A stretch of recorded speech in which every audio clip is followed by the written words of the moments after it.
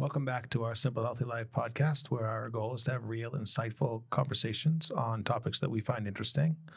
And before we get started today, this is going to be a short one, but we want to hear from you as an audience. We have been lucky enough to be doing these podcasts for a while, and whenever we get a note from a fan or a viewer, a fan, cool, we have fans, a viewer, we really try to make sure that we do our research and learn a little bit about the topic and have some good, real, insightful conversations on it. So if there's something you want to hear our perspective on or just want somebody else's viewpoint, please don't hesitate to reach out and shoot us a note.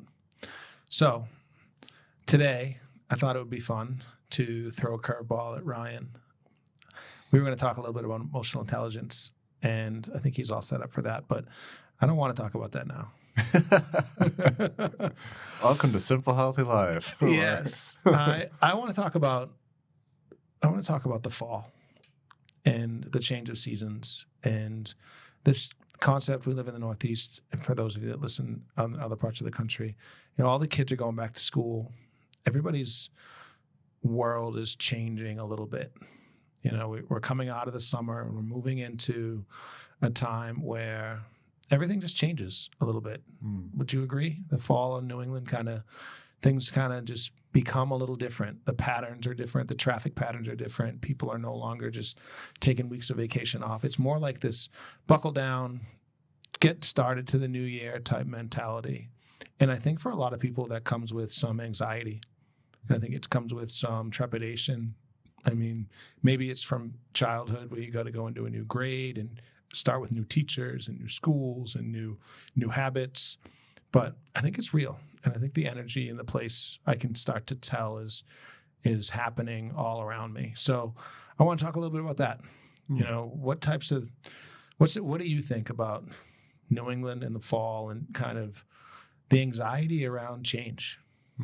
Yeah, that's interesting. Yeah. Well, the first thing whenever I think of fall and the change of season, it's specifically fall. I don't know why it's this season that makes me think about it, but you'll step out one day and you'll smell it. Fall's here. Definitely. I know it. And it's super cool. And New England's a cool spot to be in the fall because of how beautiful it is. And you're right, there is that like trepidation, that sense of like change. I know for me, my schedule changes because when I have people in school, then they can only do certain times, and so that swaps out a little bit, and that kind of inadvertently changes my day. But yeah, it is a transition for sure. Summer feels busy to me. I don't know if that's like a thing, because you're kind of like trying to fit everything in. Like you want to spend time outdoors, but you still got to work and all these different things. It feels busy, but fall feels a little bit more calm in the sense that like, okay, we're just, like you said, getting down, buckling down. But I can sense the change, the fear of change there. Yeah, it's almost like, how many people do you know that are like, oh, it's fall, we're going to settle into a routine. Yeah. The kids are going back to school.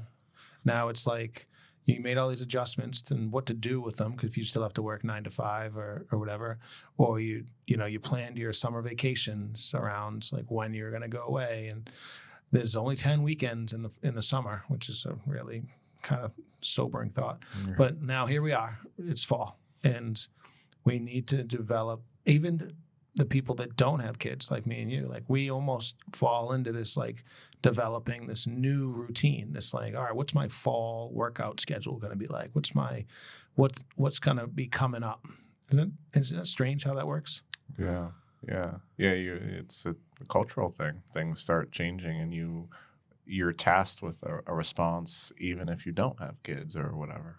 Do you have any anxiety around a change like that? I mean, fall for me, I love fall. I just love the feeling of it, like the smells of it, the sights of it, the feeling of it. Big pumpkin coffee guy. Yeah, I could get behind some pumpkin coffee. I'm known to get one or two, or a couple. But yeah, no, it's an interesting time, and I like the weather too. I just like the heat gets to me, and For those who haven't noticed, I have vitiligo, so I really like I have no melanin in some parts of my skin. A good portion now. As I get older, it gets worse and worse. Um, but yeah, I feel myself baking after like 5 minutes. It's really tough. I was out this past weekend in Boston, and I was just standing in a spot um, for a little bit for like a wedding ceremony thing, and I was dying, and it was like not even that bad. It was just like the sun on my bare raw skin. Well, it was like Baby, 100 degrees all weekend yeah, too. it was just my baby skin can't handle it. So I kind of like the fall. It's safety. Sun's a little lower in the sky. Yeah. So, what other things do you look forward to in the fall? Just for the heck of it. I like I like gearing up for the holidays. I like that kind of thought, and people end up talking. We kind of have good conversations with that, as far as clients go, because there are apprehensions going into like more food centric holidays, and I do like the holidays myself, but I also like the conversations on how to manage that kind of stuff. So that happens. How about you? I'm a big fan. Fall for me is has always been football. Mm-hmm. And for the longest time growing up, there was playing and looking forward to the season and getting ready for the season. Sure. And, Yeah. you talk about the smell. You can smell fall in the air. I always will remember that feeling and that smell of, wearing a football helmet, which you can't do now because you're old. Well, you can, but it's weird. Trust me.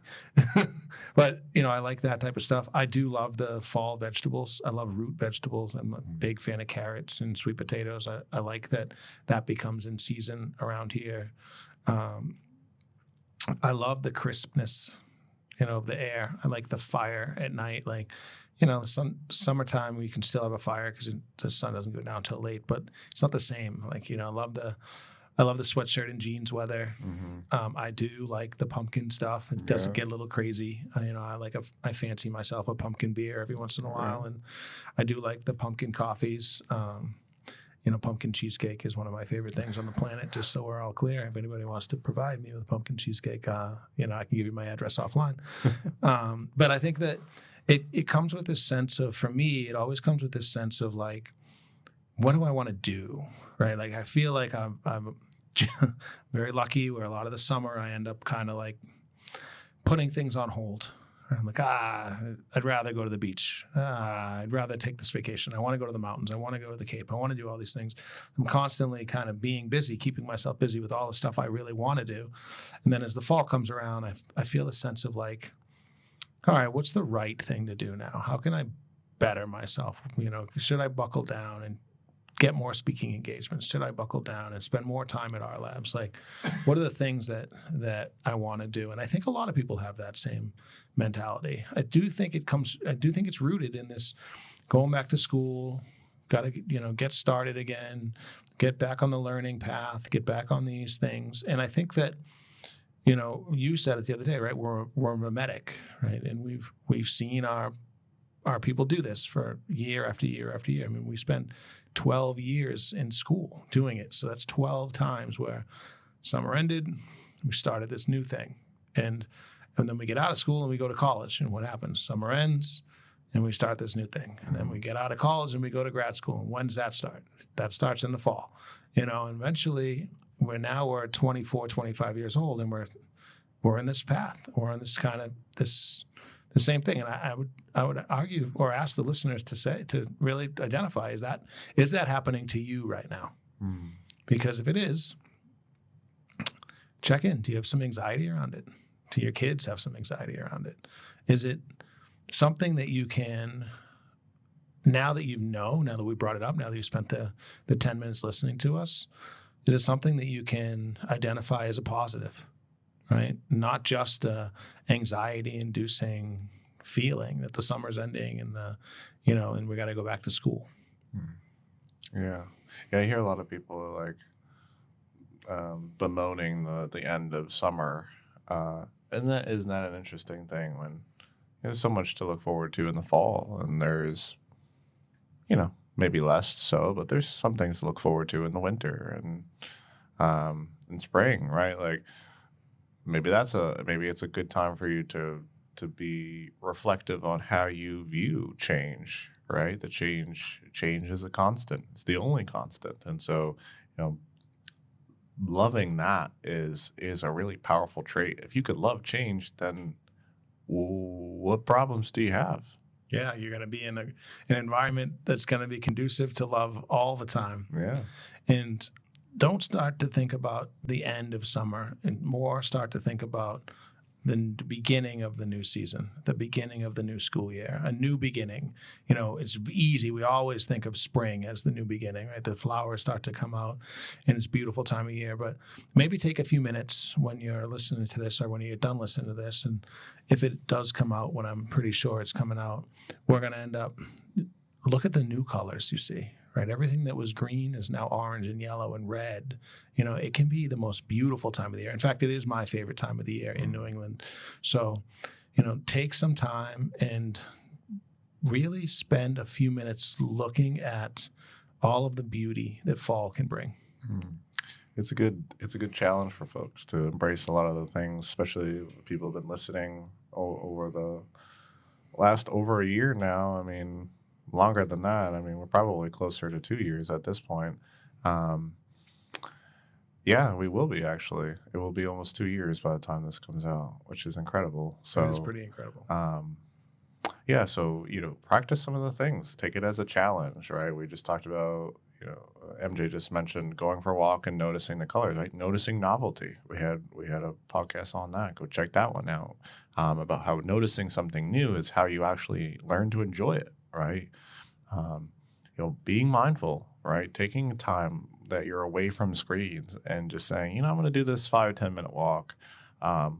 Not selling those efforts short, right? The effort is worth it. And if you say, well, the 5-10 minute walk and the break won't do anything for me, you've already lost, right? That's how you feel tired. Tiredness is when you feel like your efforts have no functional value to them, right? Think of like a bear going to hibernate, right? Probably feels pretty tired because by the time winter rolls around, the bear it's too much energy to exert to look for food. It just is not worth it. So he's probably like, well, we're just going to go to bed and sleep forever, right? But same thing for us. If we feel that our efforts are fruitless, then you're always going to feel tired. And maybe that's why a lot of people feel tired. So take it as a challenge for you to think that the little things matter and celebrate the wins and notice something new and take a breath, take a walk, develop some new healthy habits. It's a good time for it.